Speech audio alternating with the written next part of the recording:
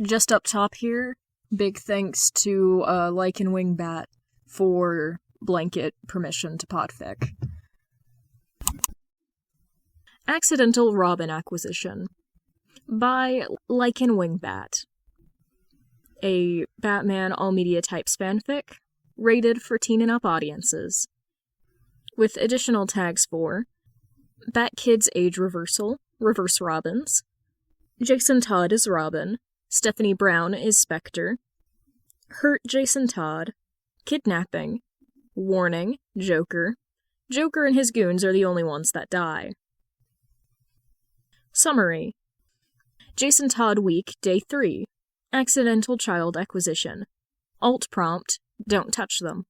Stephanie finds out that the newest Robin has been kidnapped by the Joker and rescues him. Every time Stephanie thought Batman couldn't get any worse, he got worse. Ever since coming back to Gotham, Stephanie had a front row seat to all of Batman's mistakes, without the rose-colored glasses being Robin gave her. Once upon a time, he had claimed to love her, had claimed that she was his daughter. But if Steph was being honest with herself, it had been an elaborate lie, a ruse to keep her in line like a good little soldier. Now she patrolled the streets of Crime Alley as the Spectre, looking out for its residents in a way Batman never had. After all, you become whoever would have saved you that time that no one did.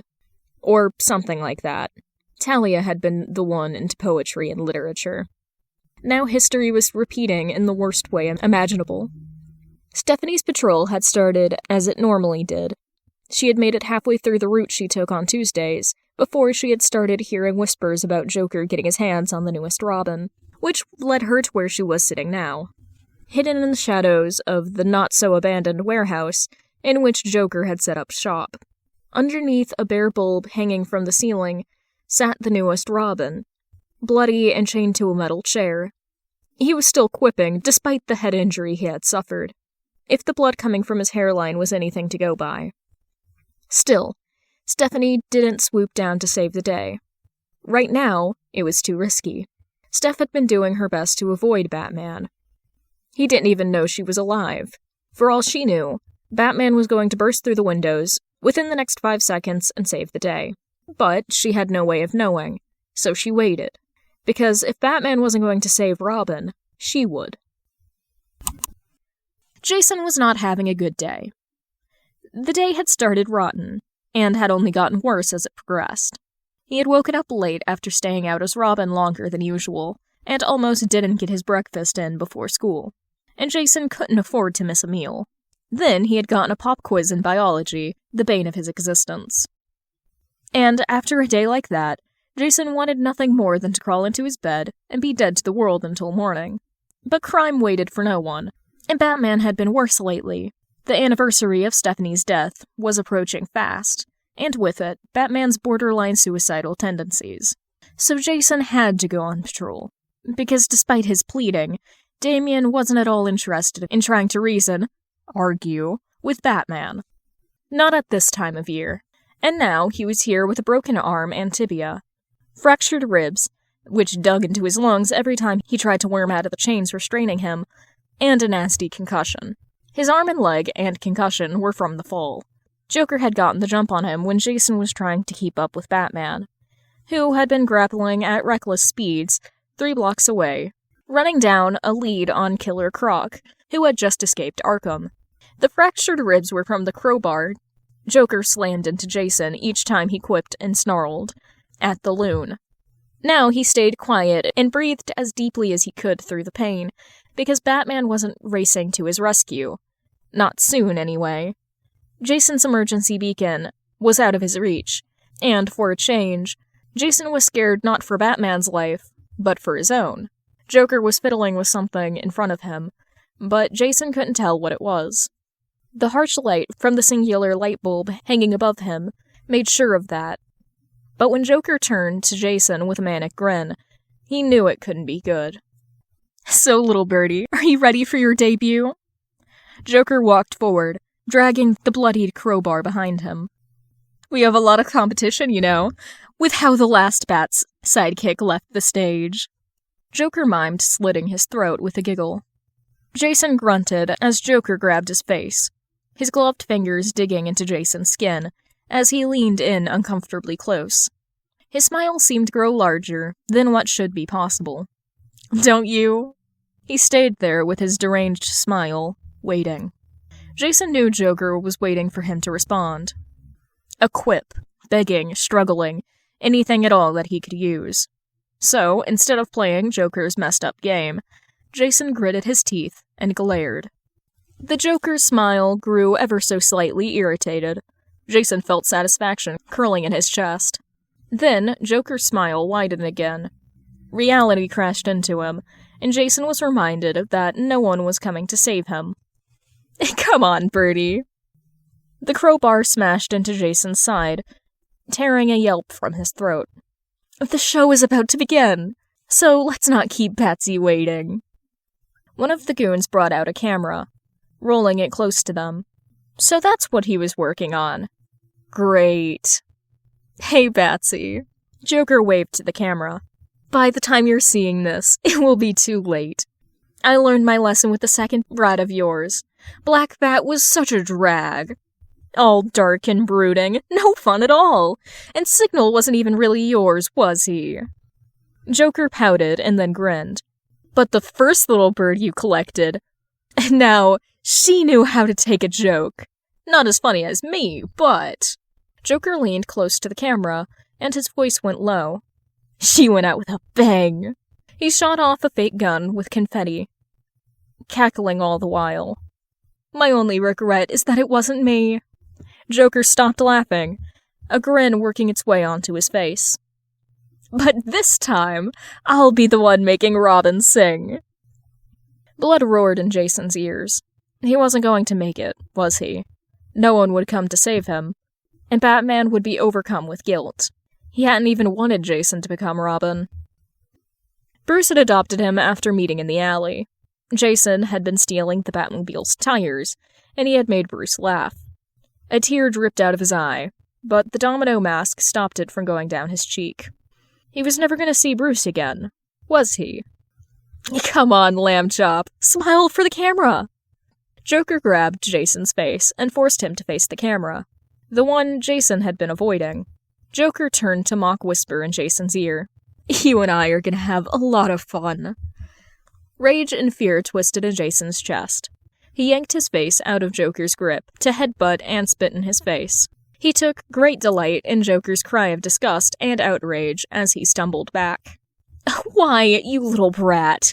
That might not have been Jason's best idea, but at least he could die with dignity, knowing he had fought back. Joker's eyes glazed over with rage. "I was gonna start slow, but..." Joker tossed the crowbar from one hand to the other, for emphasis. "It looks like I'm gonna have to teach you some manners, Birdie." Joker raised the crowbar, and Jason closed his eyes and braced for pain. A loud crack echoed through the warehouse. Jason opened his eyes. Joker hadn't hit him, so what had made that sound? "Well, don't just stand there," Joker screeched. "Go find whatever made that noise." The goons scrambled to obey, scattering until only a few remained. A minute passed, then 2. An eerie silence settled over the warehouse, and the few goons left glanced warily around. The rafters creaked.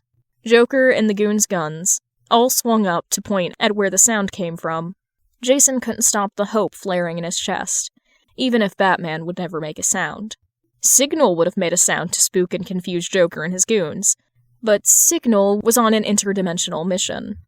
There was a sound like whistling wind, like the sound of a gun firing with a suppressor. And the nearest goon dropped to the ground. Jason had a sinking feeling he was dead. The rest of the goons started panicking in earnest. One wailed, "We're all gonna die!" "Shut up!" screamed Joker. But another whistle pierced the commotion, and another goon dropped dead, with blood spewing from his neck. Then another, shot between the eyes. Jason dislocated his thumb and yanked at the chains again.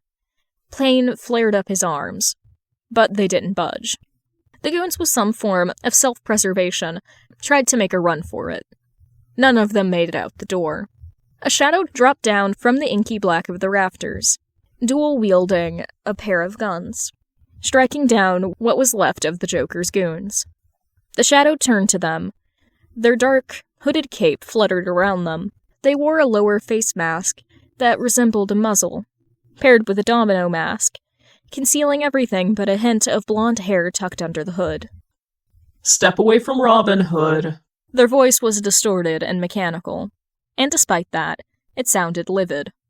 Joker grabbed the back of Jason's chair, and nudged Jason to face towards the shadowy figure and press a gun to Jason's temple. "Don't touch him," Spectre snarled. "Any closer, Spectre, and I'll blow his brains out." Joker dug the gun into Jason's temple for emphasis. Spectre paused. "Good crime boss. Now put your guns on the ground." Joker mocked. Spectre slowly put their guns on the ground. Jason couldn't see him, but he could almost feel Joker's manic smile. Then, Joker turned his gun from Jason to Spectre. "You interrupted me!" "I don't..." Spectre lunged forward, dodging a bullet and flipping over the chair, planting both boots solidly in Joker's face, sending the madman flying into the ground. Jason craned his neck to better see what was happening. Spectre grabbed a gun from where it was hidden on their ankle. Joker scrambled back, panic twisting his features. "What do you want, Spectre?" he cried, stalling, hoping Batman would show up, hoping something would save him. "I'm sure we can come to some arrangement," Joker bargained.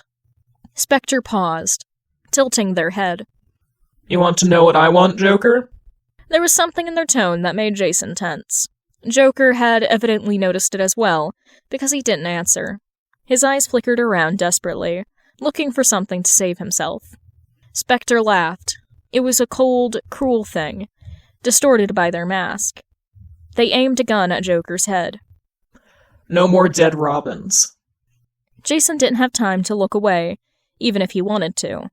Spectre unloaded the magazine into Joker's head, and Jason couldn't help but stare. Joker didn't have much of a face, or a head if he was being honest, left now. Spectre pulled out a dagger from somewhere hidden by their cape, with one hand, and grabbed Joker's hair in the other, pressing the blade to Joker's neck. This time, Jason looked away, but he still heard Spectre behead Joker. He heard a thud, probably Joker's head, and the sound of footsteps coming towards him. Jason struggled against the chains, but they held fast. Spectre crouched down in front of him, and went to place a bloodied hand on his face. Jason flinched, squeezing his eyes shut, and, despite his attempts to stay calm, his breathing grew panicked. Nothing touched him. Jason opened his eyes to see Spectre pulling off their bloody gloves, revealing neatly trimmed purple nails. "Easy, baby bird. You're safe now," Spectre soothed, placing a hand on Jason's cheek, stroking it with their thumb, the other reaching into their utility belt. Jason didn't feel safe in the slightest. "Robin, look at me," they said, and Jason listened. But he wished he hadn't. He felt the needle piercing his neck. Whatever it was worked fast, even with Jason's tolerance. And before he knew it, the world went black. Jason went limp seconds after Steph had given him a sedative. His head leaned into her hand. She quickly undid the chains holding the newest Robin and picked him up by his waist, placing him over her shoulder. And as Steph walked out of the warehouse, she vowed that she would do anything to keep Robin safe. She vowed that this Robin would not meet the same fate she had, even if she had to fight Batman. Notes.